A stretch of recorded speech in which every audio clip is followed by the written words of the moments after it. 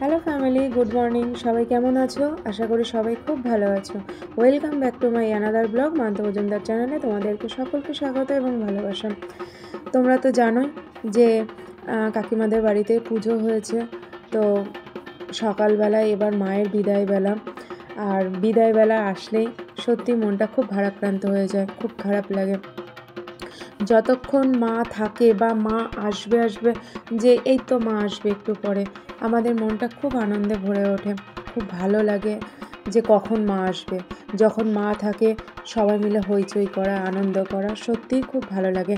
সেটা নিজের বাড়িতেই হোক পুজো, বা পাশের বাড়িতে পুজো হোক, পুজো পুজো সেটা দুই বাড়িতেই খুব ভালোভাবে এনজয় করা যায়। যে আনন্দ করতে চায় সে নিজের বাড়িতেও ভালোভাবে আনন্দ করতে পারবে, এবং পাশে কোথাও পুজো হলেও সে আনন্দ করতে পারবে।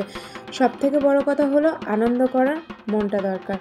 তো চলো বন্ধুরা, একটা নতুন ব্লগস নিয়ে চলে আসলাম। আর আমার ভিডিও কেমন লাগছে অবশ্যই কিন্তু কমেন্ট করে জানিও। তো এখানে দেখো বন্ধুরা, মায়ের বিদায় পর্ব শুরু হয়ে গেছে। তো মাকে এখানে বরণ করা হচ্ছে, এখানে ঢাক বাজানো হচ্ছে, কাসর বাজানো হচ্ছে। তবে এখানে আজকে আমার আসতে একটু দেরি হয়ে গেছে, কারণ আজকে আমার শরীরটা খুব খারাপ বন্ধুরা। সকাল থেকে পেটের একটু সমস্যা হয়ে গেছিলো, কারণ আমি না খিচুড়ি খেয়ে সহ্য করতে পারি না, আমার গ্যাস হয়ে যায়। তো যাই হোক, যেহেতু গতকাল রাত্রে আমি খিচুড়ি ভোগ খেয়েছিলাম, তো সেই কারণে না সকালবেলায় আমার পেটে একটু যন্ত্রণা শুরু হয়ে গেছিলো। তো যাই হোক বন্ধুরা, শরীরটা আমার ভালো ছিল না, কিছুক্ষণ আমি শুয়েছিলাম। তো এখন একটু আসলাম, কারণ কাকিমা ডাকছিল যে মান্তু চলে আসো, এখন মায়ের বিদায় পর্ব শুরু হয়েছে, আর মাকে বরণও করতে হবে। তো যাই হোক বন্ধুরা, আমি তো মাকে বরণ করতে পারবো না, কারণ তোমরা তো সকলেই জানো যে আমার কাকি শাশুড়ি মারা গেছে এখনও পর্যন্ত বেশি সময় হয়নি, এখনও 1 বছর পূর্ণ হয়নি। তো 1 বছর পূর্ণ না হওয়া পর্যন্ত ঠাকুরের কোনো কাজই করতে পারবো না। আমি এই পুজোয় আসছিলাম না, কিন্তু কাকিমা বলছিল কোনো অসুবিধা হবে না, তুমি এসো। তাই আমি তোমরা তো আগের ব্লগসে দেখেছো যে আমি কিন্তু ঠাকুরের যে ছবিটা তুলেছি সেটা কিন্তু ঠাকুরের সামনে গিয়ে তুলতে পারিনি, কারণ যেহেতু আমাদের কাল ওষুধ চলছে। আমি দূরের থেকে যতটা জুম করে ছবিটা তোলা যায়, আমি কিন্তু সেইভাবেই ছবিটা তুলেছি। তো যাই হোক বন্ধুরা, যখন মায়ের বিদায়বেলা শুরু হয়েছে না, মনটা সত্যিই খুব খারাপ হয়ে গেছে।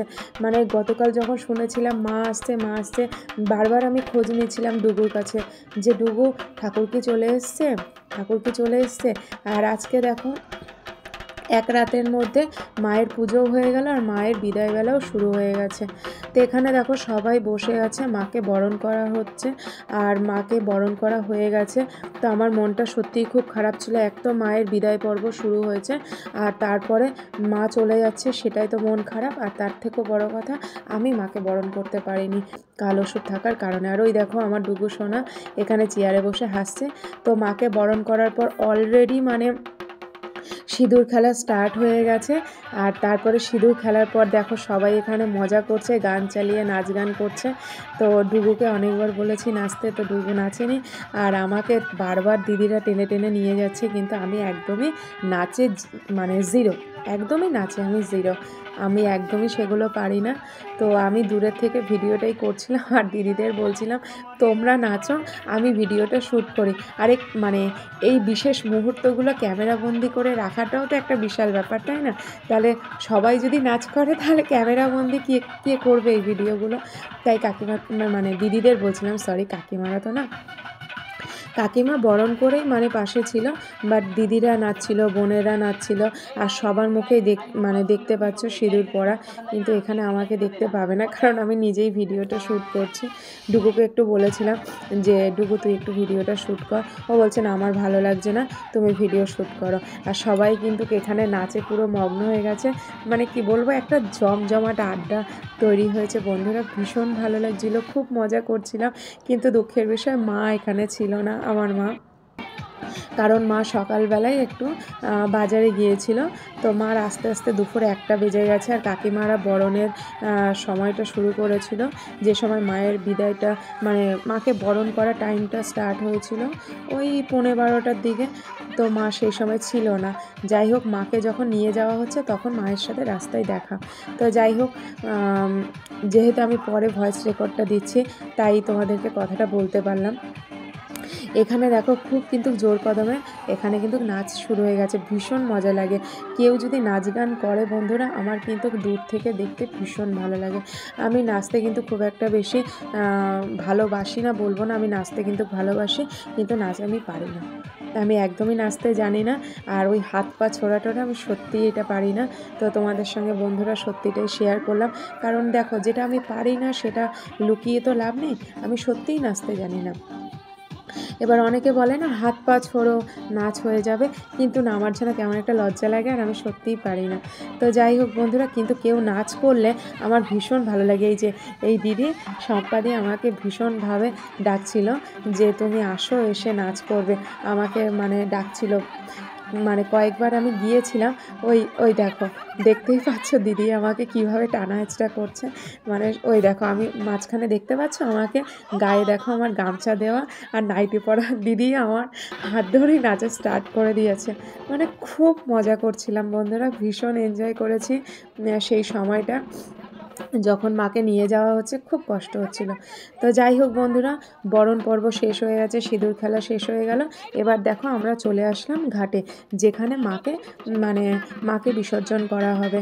তো মায়ের তো বিসর্জন হবে না, মা অবশ্যই আসবে, সবার মনের মধ্যে মা থাকবে, মা আবার আগামী বছর আসবে, কিন্তু মায়ের বিগ্রহ যেটা রীতি সেটা তো করতেই হবে। তো এই ঘাটে মাকে বিসর্জন করা হবে।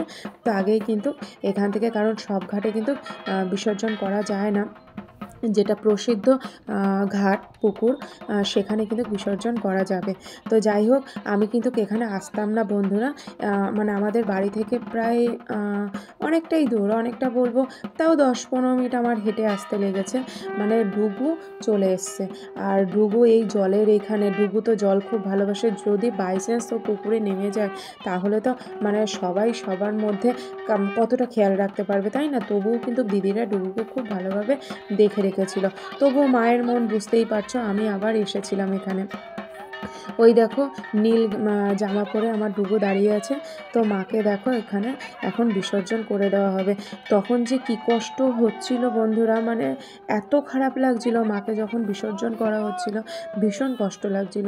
তো আমি দূরের থেকে ভিডিওটা শ্যুট করছিলাম, আর এই ঠান্ডা জল, মনে হচ্ছিল মায়ের কি কষ্ট হবে, সত্যিই খুব খারাপ লাগছিল বন্ধুরা।